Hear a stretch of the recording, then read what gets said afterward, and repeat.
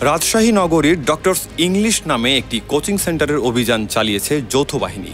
শনিবার ভোরে নগরীর কাদিরগঞ্জ এলাকার একটি বাড়িতে অবস্থিত ওই কোচিং সেন্টারে অভিযান শুরু করেন রাজশাহী সেনা ক্যাম্প 40 ইস্ট বেঙ্গল সদস্যরা।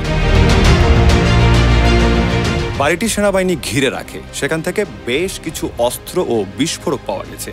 অবৈধ অস্ত্র ও বিস্ফোরক দ্রব্য উদ্ধারের ঘটনায় ডক্টর ইংলিশ কোচিং সেন্টারের মালিক মুনতাসিরুল আলম আনিন্দকে আটক করা হয়েছে।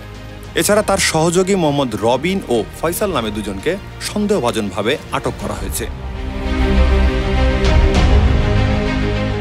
মুনতাসিরুল আলম আনিন্দ জঙ্গি সংশ্লিষ্টতার অভিযোগে এর আগে একাধিকবার গ্রেপ্তার হয়েছিলেন।